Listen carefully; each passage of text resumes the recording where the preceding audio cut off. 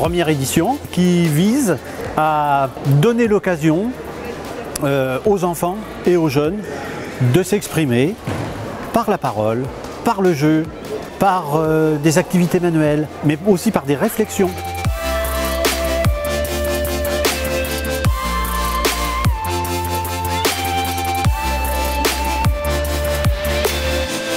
L'idée de cette journée, c'est un peu de mettre l'accent sur l'enfant qui est acteur de sa propre vie, mais aussi de la vie de l'ensemble de la société. Je pense qu'il y a un très fort mouvement de fond qui touche un peu tous les secteurs liés à l'enfance, avec cette prise de conscience effectivement de l'intérêt qu'il y a aussi d'aller interroger directement les enfants, de leur demander leur point de vue. Je suis à l'université, donc j'ai des grands enfants ou des grands adolescents plutôt. Et ce matin, on avait des jeunes gens qui pouvaient écouter finalement l'objet de nos recherches. On leur lit des histoires, on partage, et c'est ça qui donne cette dimension très particulière.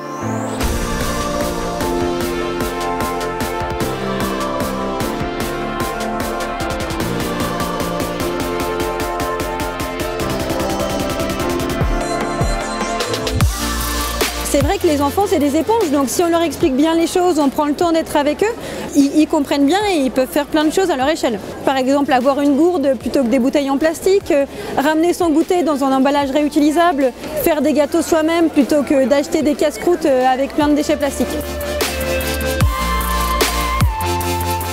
En ce moment, il y a toute une tendance autour de la couture, sur le fait de fabriquer soi-même ses produits, ça plaît énormément.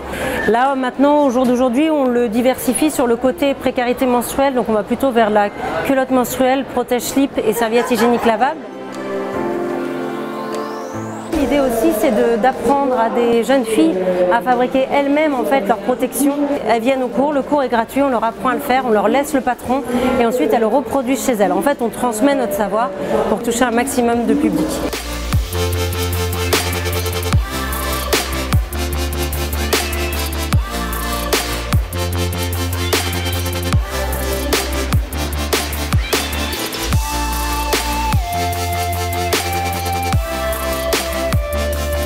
Les parents ont de plus en plus besoin d'être accompagnés et effectivement ils se posent beaucoup de questions et ils ont envie qu'on les aide.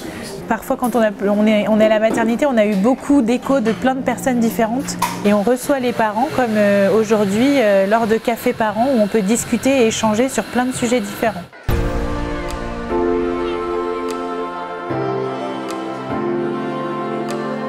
Quand James arrive à reprendre son souffle, il dit: l'oiseau, cette bonne femme lui fit faire un chaperon rouge.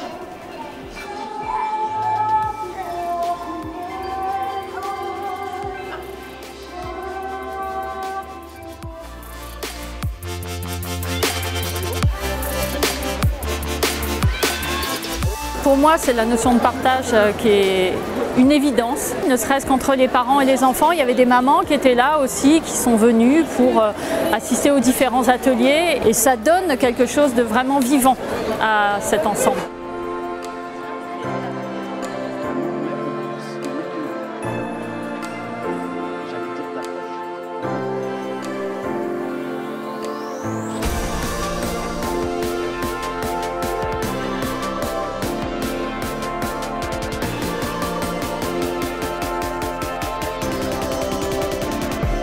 Merci pour tout le temps que vous avez consacré. C'est une très belle promesse d'avenir et on sera de côté. Bravo à tous les bénévoles et tous les acteurs. C'était fabuleux. Bravo à vous tous.